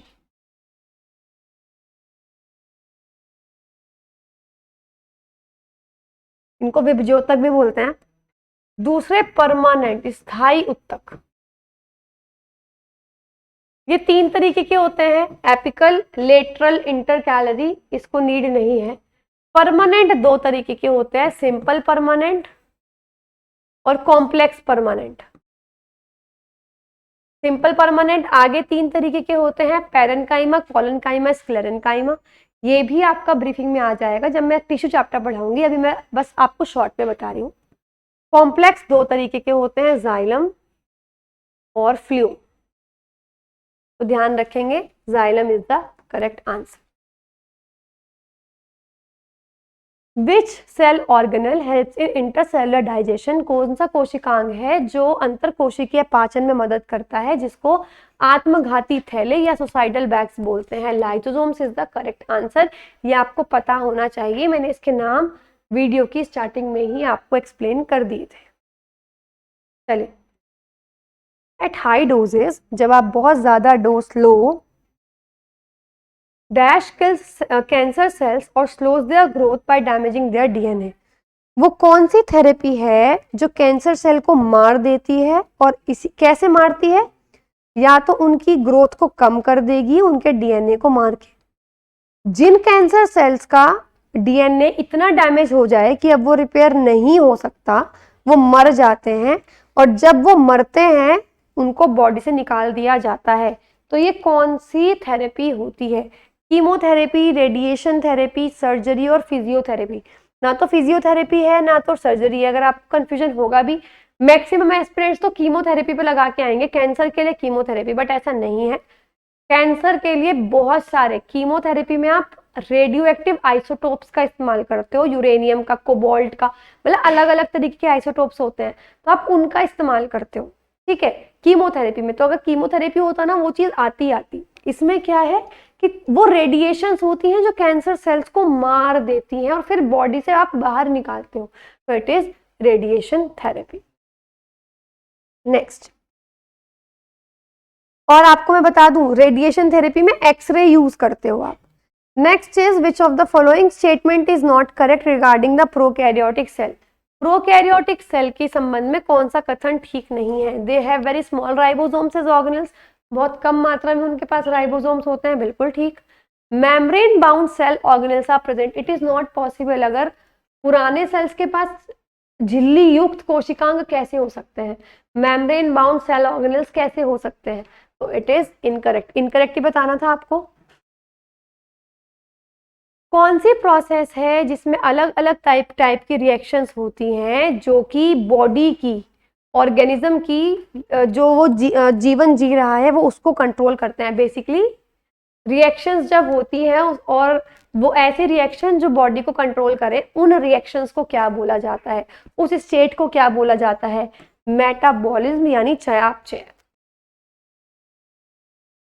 in Golgi apparatus the maturing phase is, Golgi apparatus में जो मैच्योरिंग फेज होता है वो कौन सा होता है? वो होता है आपका कॉनकेव। देखो गोल्जाई ये है ना, तो आप देखो सब अंदर की तरफ है और यही मैच्योर फेज होता है, और अंदर की तरफ जो हो वो कौन सा होता है? कॉनकेव यानी upper. What is the outermost layer found in cell envelope of the bacterial cell called? जो बैक्टीरिया जो सेल होते हैं उनके सबसे बाहर वाली लेयर को क्या बोलते हैं? देखो सेल वॉल तो आप समझो वो अनडेवलप्ड सेल वॉल है, प्रॉपरली डेवलप ही नहीं है, तो ऐसी विकसित सेल वॉल को क्या बोलते हैं? इनको बोलते हैं glycocalyx. There are dash types of cell division, कितने टाइप के सेल डिवीजन होते हैं? 2, अभी आपको बताया था। माइटोसिस और meiosis. Which of the following options is not correct about plant cells? इनमें से कौन सा स्टेटमेंट प्लांट सेल्स को लेके करेक्ट नहीं है? सबसे पहला, cell wall is made up of cellulose, cell wall cellulose के मिलके बनती है, बिल्कुल ठीक है। Plant cells can not divide by mitosis, पौधों के सेल माइटोसिस से विभाजित ही नहीं हो सकते। क्यों नहीं हो सकते? माइटोसिस होता ही ग्रोथ के लिए है, वो प्लांट और एनिमल दोनों सेल्स कर सकते हैं, तो it is incorrect statement. Identify an option that does not represent prokaryotic cells. इनमें से आप बताओ कौन सा प्रोकैरियोटिक सेल नहीं है? वैसे तो आपको मैं बताऊं, mycoplasma, blue green algae, sperm, pleuropneumonia like organism. इन 4 ऑप्शंस में से 3 ऑप्शन ऐसे हैं जिसके बारे में बहुत कम पढ़ रखा है आपने, तो उन तीनों के बारे में आपका कोई ओपिनियन नहीं है। बट स्पर्म के बारे में आपने पढ़ रखा है, मैंने चैप्टर आपको पढ़ा रखा है। तो स्पर्म यूनिसेलुलर गैमेट है, मतलब बेसिकली स्पर्म आधा सेल होता है, वो पूरा सेल भी नहीं है, और वो क्या है, हमारी बॉडी से आया, ह्यूमन से आया है, तो ऑब्वियस सी बात है प्रोकैरियोटिक तो हो ही नहीं सकता, वो पुराना सेल हो ही नहीं सकता। तो स्पर्म कैसा होता है? यूकैरियोट होता है, शुक्राणु यूकैरियोट मिलेगा। Next, a group of ribosomes attached to mRNA is known as. बहुत सारे राइबोसोम्स जब mRNA से जुड़े हुए हो उनको क्या बोलते हैं? उनको बोला जाता है पोलिसोम्स। ध्यान रखेंगे, पॉलीमर, मोनोमर, पॉलीपेप्टाइड, ये अलग बॉन्ड है, केमिस्ट्री के बॉन्ड है। पेप्टाइड बॉन्ड होता है जब CONH जुड़ते हैं कई सारे, तो पॉलीपेप्टाइड बॉन्ड। पॉलीमर, मोनोमर तो केमिस्ट्री का पॉलीमर चैप्टर का ही आ गया, पॉलिसोम्स बोलते हैं। चलिए, माइटोकॉन्ड्रिया, माइटोकॉन्ड्रिया क्या करता है? एनर्जी जनरेशन में मदद करता है, तो फर्स्ट का हो गया डी। राइबोसोम्स क्या करता है? प्रोटीन बनाने में काम करता है, तो सेकंड का हो गया ए। एक ही ऑप्शन है ऐसा, ऑप्शन डी। बाकी न्यूक्लियस क्या करता है? सेल को रेगुलेट करेगा, और लाइसोसोम्स बॉडी का डाइजेस्टिव सिस्टम है। ओके, एन अनडिफरेंशिएटेड लेयर, एक अविभेदित परत जिसको आप भेद नहीं कर सकते, आप जिसको अलग से पहचान ही नहीं कर सकते, ऐसी लेयर जो एक्टोडर्म और एंडोडर्म के बीच में होती है, उसको क्या बोलते हैं? देखो, ऐसी लेयर को बोलते हैं मीसोग्लिया। बेसिकली ये है क्या? ये केमिकल्स हैं जो अगर 2 ऑर्गन्स के बीच में स्पेस है, वहां पे ये केमिकल्स भरे रहेंगे, तो जब भी ऐसी कैविटी प्रेजेंट रहती है उनको कॉलमेट्स बोला जाता है या सूडो कॉलमेट्स बोला जाता है। आपने पढ़ा भी होगा जब मैंने बायोडाइवर्सिटी पढ़ाया था, सेल को कैसे डिवाइड, प्लांट्स को कैसे डिवाइड करते हैं, एनिमल्स को कैसे डिवाइड करते हैं, उसमें आया था। तो वो जो कैविटी है, वो जो लेयर है, जो एक्टोडर्म और एंडोडर्म, बाहर की लेयर और अंदर के लेयर के बीच में मौजूद होती है, उसको क्या बोलते हैं? मीसोग्लिया। What happens to the decomposition rate when detritus is rich in lignin and chitin? क्या होता है इसको अपघटन दर को, सड़ने के रेट को क्या अफेक्ट पड़ता है जब जो डिट्राइटस होता है, जो बाहर वाली लेयर होती है, उसमें लिग्निन और चिटिन की मात्रा बहुत ज्यादा होती है? तो देखो, पहली बात तो ये है कि वो धीरे धीरे सड़ने लगेगा, क्योंकि लिग्निन और चिटिन बहुत हार्ड सब्सटेंस है, इनको सड़ाना, इनको अपघटन करना इनका इतना आसान नहीं है। तो जो रेट होगा वो अपने आप कैसा हो जाएगा? अपघटन रेट बहुत ही हल्का हो जाएगा, it will be slower, it is slow. Identify the function of plasmid DNA. DNA का फंक्शन आपको बताना है। चलिए, सबसे पहला, none of the given options are correct. पहले ऑप्शंस पढ़ लेते हैं। To form body cell, blood cells, ये नहीं है। To confer certain unique phenotypic characters to bacteria, कुछ कैरेक्टर्स बैक्टीरिया तक पहुंचाना प्लाज्मिड डीएनए का काम है। डीएनए वर्ड होता है तो किसी भी बॉडी का डीएनए हो सकता है, प्लाज्मिड डीएनए आ गया तो बैक्टीरिया, और डीएनए जहां भी जाएगा वो सिर्फ फिनोटाइपिक, दिखने वाले जो कैरेक्टर्स होते हैं, आंखें कैसी हैं, मतलब अगर बॉडी की बात कर रही हूँ, ह्यूमन बीइंग की, आंखें कैसी हैं, स्किन कलर कैसा है, बाल, तो जो दिखने वाले कैरेक्टर्स होते हैं उसको वो ट्रांसफर करता है। प्लाज्मिड डीएनए का काम बैक्टीरिया में ट्रांसफर करने का काम होगा, सिंपल। टू कन्फर, बैक्टीरिया को कुछ विशिष्ट फिनोटाइपिक लक्षण प्रदान करना, simple. Dash is a group of cells similar in structure and function. कोशिकाओं के समूह को क्या बोलते हैं? टिश्यू, राइट, उत्तक बोला जाता है। नेक्स्ट चलिए मैच करना है। सबसे पहला है जीवन फेज, ये अभी आपने पढ़ा भी है। जीवन फेज क्या है? जीवन फेज में अच्छा सबसे पहले कौन सा फेज होता है? Grow, right. जीवन, इसमें क्या होगा कि सेल ग्रो करना शुरू करेगा, यानी फर्स्ट गैप फेज। जीवन का मतलब होता है पहले गैप का phase. The cell grows and becomes physically larger, तो फर्स्ट का हो गया बी। सेकंड है एस फेज। एस फेज में क्या होगा? न्यूक्लियस डिवाइड होगा, राइट। डीएनए डिवाइड होगा, डीएनए रेप्लिकेट करेगा। तो अब आप देखो डीएनए कहाँ पे आ रहा है, या तो इसमें या तो इसमें। Cell synthesise is a complete copy of the DNA. Cell DNA की कॉपी प्रिपेयर करता है। अगला, cell divides its copies DNA and cytoplasm, इसमें साइटोप्लाज्म भी इंक्लूड हो गया, तो ये नहीं है। सेकंड का हो गया ए,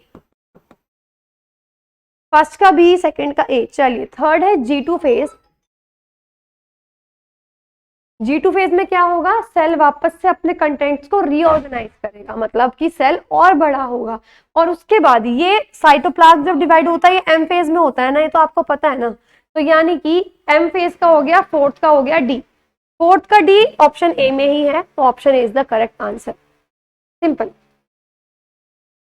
next, what is the role of ribosomes of a polysome? Polysome के राइबोसोम्स की क्या आप कह सकते हो क्या रोल होता है? देखो एक ही काम होता है, प्रोटीन बनाना। पहली चीज होता क्या है, एमआरएनए को आप पहले ट्रांसलेट करते हो आरएनए में, और आरएनए से बनते हैं प्रोटीन, ठीक है। तो वो बोल रहे हैं राइबोसोम्स का क्या काम है? दे सिंथेसाइज फैट्स, ये तो बिल्कुल गलत हो गया। राइबोसोम्स एमआरएनए को प्रोटीन में बदलते हैं? बिल्कुल नहीं, एमआरएनए नहीं बदल सकता, आरआरएनए बदल सकता है। ये आ गया। The ribosomes of a polysome translate the rRNA into proteins, तो यही इसका करेक्ट स्टेटमेंट है। लेकिन ये दो स्टेटमेंट बिल्कुल सेम सेम है। क्या फर्क है? या पॉलीसोम है या मोनोसोम है। मोनोसोम का मतलब है एक ही राइबोसोम अटैच है, पॉलीसोम का मतलब जब बहुत सारे राइबोसोम्स की यूनिट अटैच हो। और वैसे भी क्वेश्चन में पॉलीसोम दे रखा है। विच of the following is a plant tissue? Meristematic tissue, permanent tissue. अभी मैंने आपको चार्ट बना के दिया था, दोनों के दोनों प्लांट टिश्यू है। Cells of meristematic tissue lack what? जो मेरिस्टेमेटिक टिश्यू होते हैं, जो विभज्योतक उत्तक इनको बोलते हैं, ये डिवाइड होते रहते हैं, ग्रोथ में मदद करते हैं। तो ये अपने अंदर कुछ भी ऐसी चीज नहीं रखते जिसको स्टोर करना पड़े, क्योंकि इनको बार बार डिवाइड होना है। तो कुछ इनके पास अपना कुछ परमानेंट रहता ही नहीं है। इट इज जस्ट लाइक कि अगर आपको सेटल होना है, आप हर चीज बनाओगे।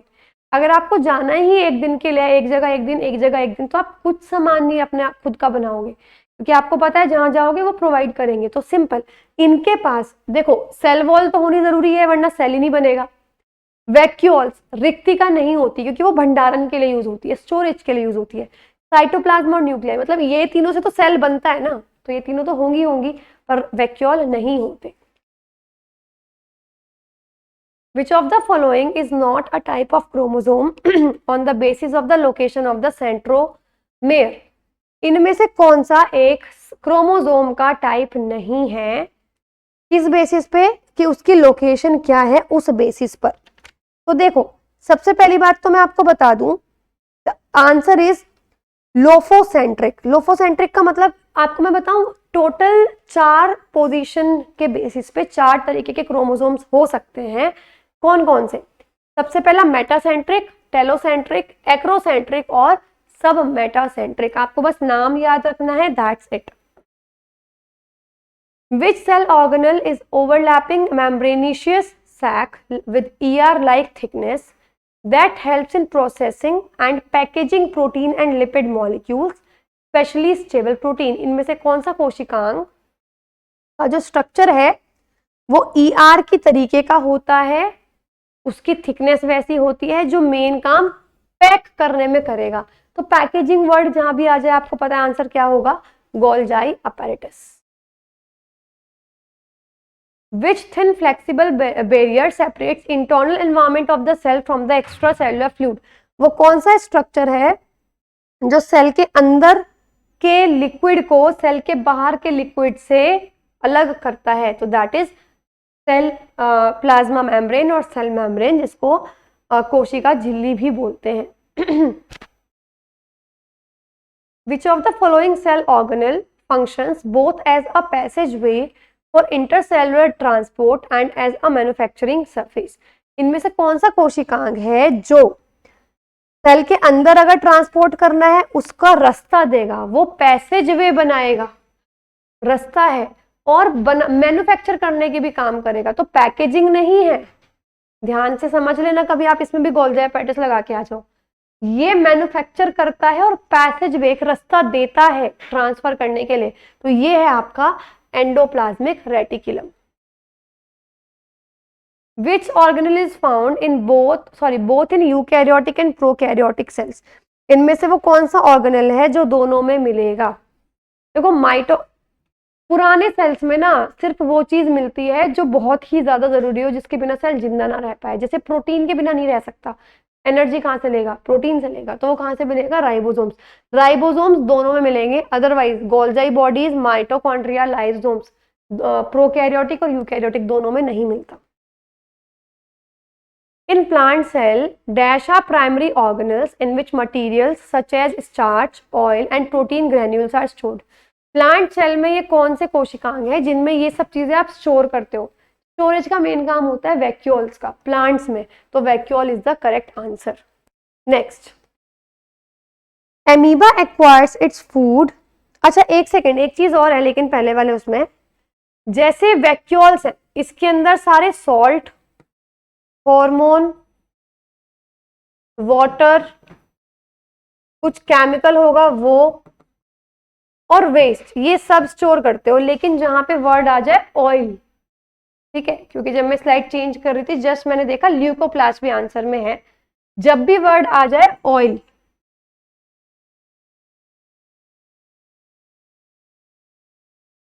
स्टार्च, स्टार्च का मतलब तो उनका खाना ही हो गया ना, तो खाना कौन स्टोर करता है? ल्यूकोप्लास्ट। हमेशा ध्यान रखना, ऑयल कौन स्टोर करता है? आपका ल्यूकोप्लास्ट स्टोर करता है।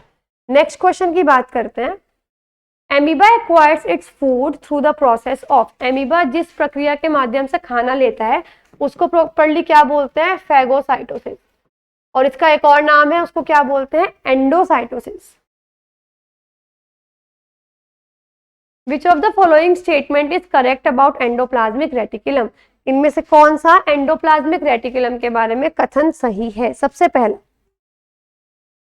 It is a large network of membrane bound. देखो एंडोप्लाज्मिक रेटिकुलम में अगर ये न्यूक्लियस है ना, केंद्रक है ना, तो ये ऐसे मिलेगा,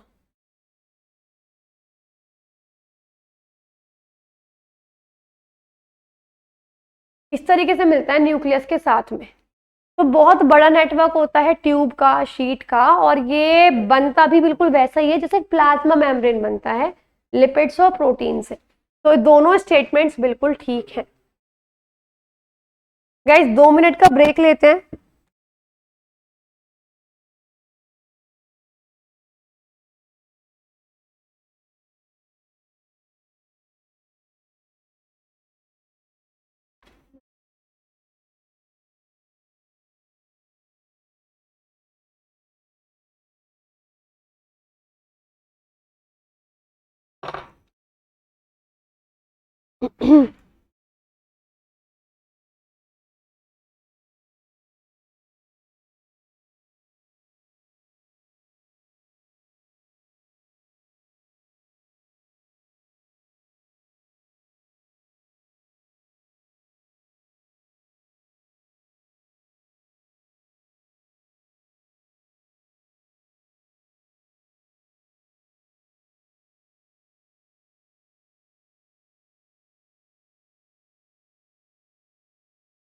चले, what are the projections of bearing lens protruding out of an amoeba's body? Amoeba के शरीर से बाहर निकले हुए अलग अलग लंबाई के उभार को जो प्रकट और गायब हो सकते हैं उनको क्या कहते हैं? एमीबा की बॉडी से क्या निकलते हैं? सूडोपोडिया ना, जो बाहर निकलते हैं खाने को घेर लेते हैं, उनको क्या बोलते हैं? Pseudopodia. Dash is known as energy currency of the cell, ये आपको पता होना चाहिए, ATP, adenosine triphosphate. Which of the following cell organelles are not present in animal cells? इनमें से कौन से कोशिकांग पशु की कोशिकाओं में नहीं होते? प्लास्टिड्स, क्योंकि ये हरित संश्लेषण, प्रकाश संश्लेषण, फोटोसिंथेसिस में मदद करते हैं और जानवर फोटोसिंथेसिस नहीं करते।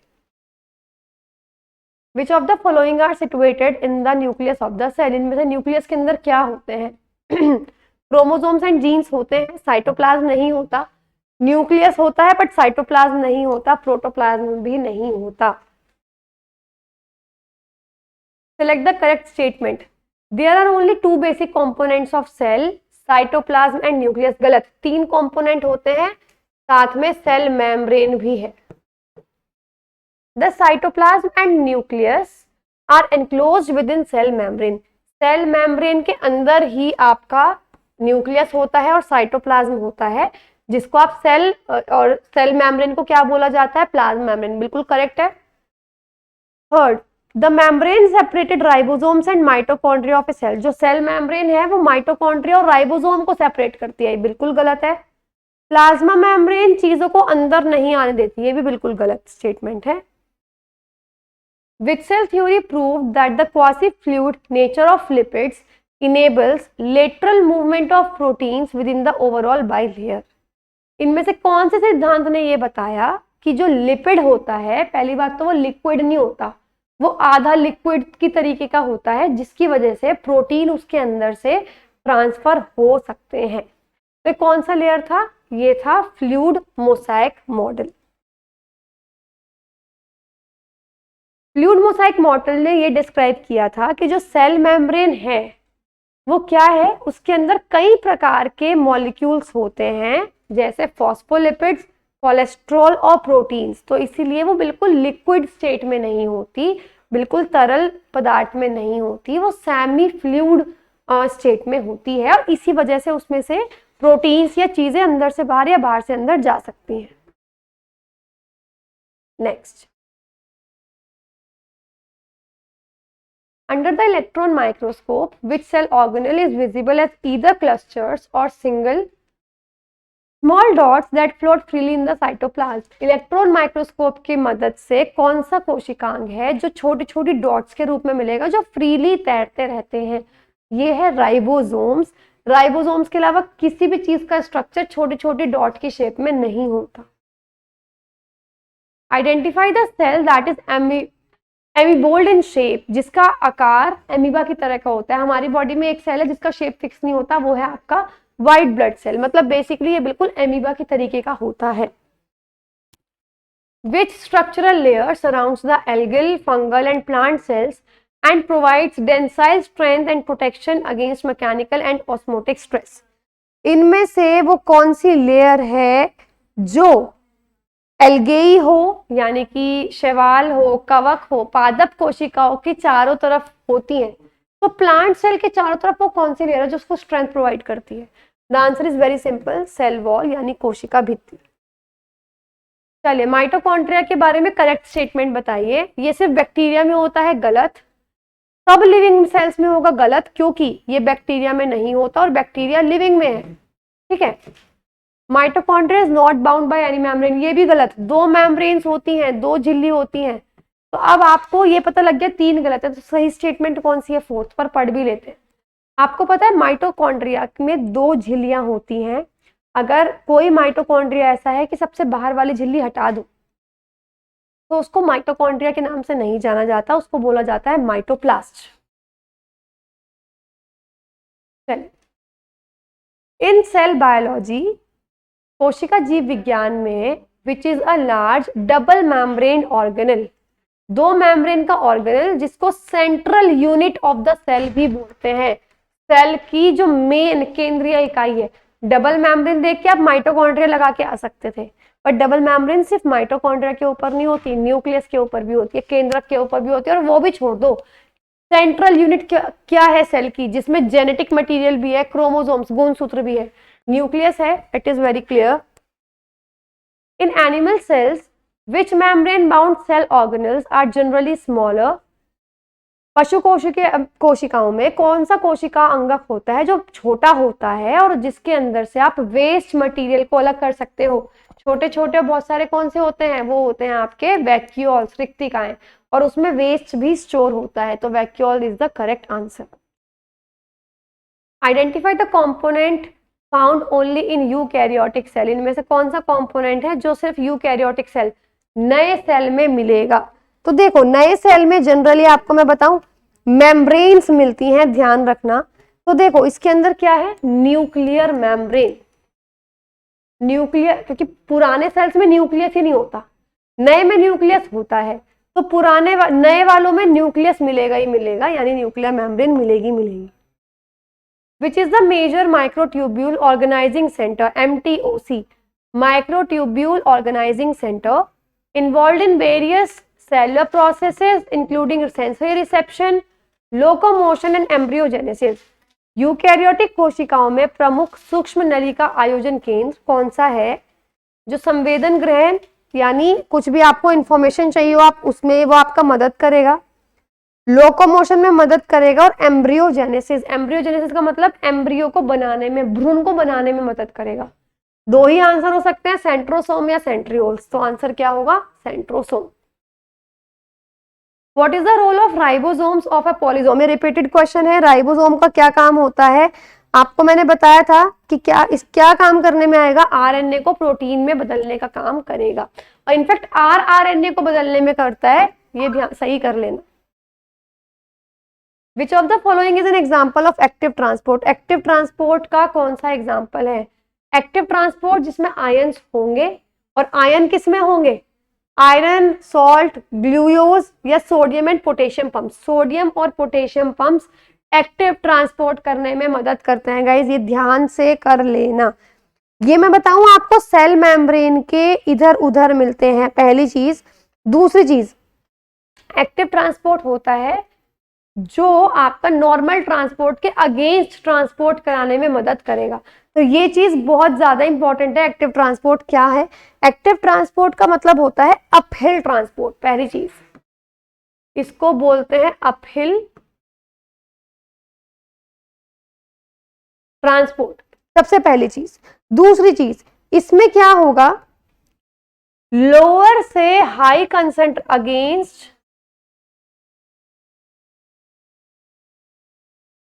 Transportation from lower to higher concentration. Generally क्या होता है कि चीजें हाई से लो की तरफ जाती हैं, बट किसी कारण कुछ प्रेशर लग गया उल्टा या कुछ भी, अगर वो लोअर से हायर जाने लगे तो एक्टिव ट्रांसपोर्ट उसको रोकने में मदद करता है। और ये कहाँ प्रेजेंट होता है, सेल मेम्ब्रेन, कोशिका झिल्ली के इधर उधर, क्या है, सोडियम और potassium pump, simple. Which of the following microscopic cells are of an amoeboid shape, ये दोबारा रिपीटेड क्वेश्चन है, कौन सा है ये, व्हाइट ब्लड सेल्स जो अमीबा की शेप के होते हैं। चलिए, choose the correct sequence for central dogma, आपको करेक्ट सीक्वेंस बताना है। चलिए बात करते हैं। देखिए सबसे पहले होता क्या है, सबसे पहले हमारे पास आता है mRNA, ठीक है, mRNA से बनता है प्रोटीन, प्रोटीन से बनता है डीएनए, बेसिकली डीएनए फिर क्या होगा, रेप्लिकेट होगा। तो ध्यान रखेंगे, सबसे पहले हमारे पास mRNA आता है, उसका ट्रांसक्रिप्शन होगा प्रोटीन में, और प्रोटीन से फिर क्या बन जाएगा, डीएनए रेप्लिकेट होगा, डीएनए की प्रतिकृति होगी। तो ध्यान से इसको कर लेंगे। और ये सेंट्रल डॉगमा है क्या, बेसिकली ये सबसे पहले इंस्ट्रक्शंस हैं जिसमें हम क्या करते हैं, डीएनए में इंस्ट्रक्शंस, मतलब जैसे डीएनए है, हर चीज आप डीएनए से कैलकुलेट कर सकते हो, तो सेम यही है।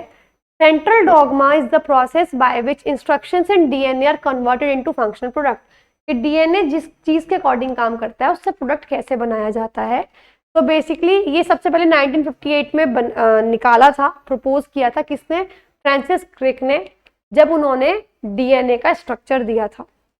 सेंट्रल डॉगमा क्या है, DNA, RNA, protein. Basically DNA जब टूटता है तो आरएनए, आरएनए जब टूटेगा तो protein. Match column A with column B. चलिए, पावर हाउस किसको बोलते हैं, माइटोकॉन्ड्रिया को, राइट, फर्स्ट का बी है। Kitchen of the cell, plastids को, सेकंड का ए है। फर्स्ट का बी, सेकंड का A. Third, suicidal bags of the cell, D, lysosomes. तो बेसिकली थर्ड का डी एक में ही है, option D. Which biological chain is used in histology and cytology to color all cell nuclei red? इनमें से कौन सा चेन है जिससे आप रेड कलर, न्यूक्लियस को रेड कर सकते हो। देखो आपने पढ़ा था सबसे पहले इयोसिन पढ़ी थी, इयोसिन डाई थी जो रेड कलर बता रही थी, और एक मैंने आपको सैफ्रनिन भी बताई थी, सैफ्रनिन भी रेड कलर की होती है। चलिए ए और बी को आपको मैच करना है। सबसे पहला है पेप्टिडोग्लाइकन। पेप्टिडोग्लाइकन क्या है? पेप्टिडोग्लाइकन होती है, आपको याद है ग्लाइकोकैलिक्स, वही है पेप्टिडोग्लाइकन। किसकी बनती है? सेल वॉल बनती है ये बैक्टीरिया सेल की। तो फर्स्ट का है आपका सी, नहीं सॉरी सी नहीं, बैक्टीरियल सेल, फर्स्ट का हो गया आपका बी। सेकंड है पेक्टिन। अच्छा पेक्टिन भी मैंने जस्ट आपको बताया था कि पेक्टिन आपने कहाँ पे किस क्वेश्चन में आपने पढ़ा था पेक्टिन? पेक्टिन आपने पढ़ा था फ्रूट्स, डेट्राइटस फ्रूट्स की सेल वॉल, अगर आपको याद हो, जो पेक्टिन से मिलकर बनी हो, तो cell wall of detritus fruits. Next is chitin. Chitin किसकी बनी होती है? चिटिन बनी होती है सेल वॉल्स ऑफ द, देखो मैं आपको एक चीज बता देती हूँ, इसके अंदर सबसे पहले जो थर्ड पॉइंट है चिटिन, चिटिन उन सब चीजों की सेल वॉल में जरूर मिलेगा जो बहुत ज्यादा स्ट्रॉन्ग होंगे। चिटिन एक कॉम्प्लेक्स सब्सटेंस है जो सीमेंट की तरह काम करता है, हमेशा ध्यान रखना। अच्छा नेक्स्ट इज सेलुलोज। अब मेरे पास इंसेक्ट की सेल वॉल और सेल वॉल ऑफ प्लांट्स है। प्लांट्स की सेल वॉल तो आपको पता है ना, सेलुलोज के मिलके बनती है, तो आपका फोर्थ का ए है, तो फोर्थ का ए सिर्फ ऑप्शन ए में ही है, सी में है। अच्छा अगर आप सब कुछ भूल जाओ, आपको कुछ भी नहीं पता, तो आपको ये पता है सेलुलोज जो है वो प्लांट्स की सेल वॉल बनाता है, राइट। मैक्सिमम एस्पिरेंट्स ये देख के क्वेश्चन छोड़ देंगे कि हमें नहीं आता, बाद में अटेम्प्ट करेंगे, बट मोस्ट ऑब्वियस ऑप्शन क्या है? सेलुलोज, प्लांट्स की सेल वॉल, यानी फोर्थ का है, और फोर्थ का ये सिर्फ एक ऑप्शन में है, option C. Which of the following is the largest cell in the human body? Human body में सबसे लंबा सेल कौन सा होता है? वैसे आपने पढ़ा हुआ होगा न्यूरॉन, लेकिन न्यूरॉन होता है जनरली, लेकिन अगर फीमेल, अगर आप मैं बोलूं ओवरऑल, अगर फीमेल की बॉडी है, फीमेल की बॉडी में उससे भी बड़ा एक सेल होता है एग, इसको ओवम बोलते हैं। अगर फीमेल और मेल स्पेसिफाई नहीं कर रखा तो neuron will be the answer, but human body है, न्यूरॉन भी है और ओवम भी है, तो ऑब्वियसली आंसर क्या आएगा? ओवम आएगा। डैश इंक्लूड और इंक्लूड्स ग्लाइकोजन, कोल, B hydroxybutyrate granules, sulphur granules and gas vesicles. इनमें से कौन सी सेल ऑर्गेनल में ये सारे के सारे आपके केमिकल्स प्रेजेंट होते हैं? बेसिकली केमिकल्स आपके प्रेजेंट होते हैं, सारे सॉल्ट, सारे केमिकल्स प्रेजेंट होते हैं साइटोप्लाज्म में। विच protein protects the epithelial cells from damage? इनमें से कौन सा प्रोटीन है जो आपका एपिथेलियल सेल्स को डैमेज होने से बचाता है? तो आपने वो पढ़ा था mucin, mucin, right, but mucin तो ऑप्शन में नहीं है। दूसरा प्रोटीन है केराटिन, जो एपिथेलियल सेल्स को डैमेज होने से बचाता है। तो गाइज ये थे सारे 100 क्वेश्चंस। आई होप आपका टॉपिक्स आपके सारे फाउंडेशन कोर्स में इन्वॉल्व हैं, तो बस आपको ये समझना है कि कैसे उस थियरी को क्वेश्चन में एग्जीक्यूट किया जाए। तो आई होप आपकी हेल्प हुई होगी डेफिनेटली। साथ ही हमारे डिस्क्रिप्शन बॉक्स में वेबसाइट का लिंक है, आप जरूर विजिट करके जो फ्री टेस्ट अवेलेबल है, मॉक टेस्ट अवेलेबल है, आप उनको अटेम्प्ट कर सकते हैं। साथ ही आरबीई एप्लीकेशन को डाउनलोड करके आप आरबीई के जो बैचेस अवेलेबल हैं, इंडिविजुअल बैचेस भी अवेलेबल हैं अलग अलग सब्जेक्ट्स के, और all in one subjects officer batch जो है वो भी अवेलेबल है, आप उसमें एनरोल कर सकते हैं according to your requirement. So that's it guys, we will meet again in the next video with the next chapter. Till then, have a good day and goodbye.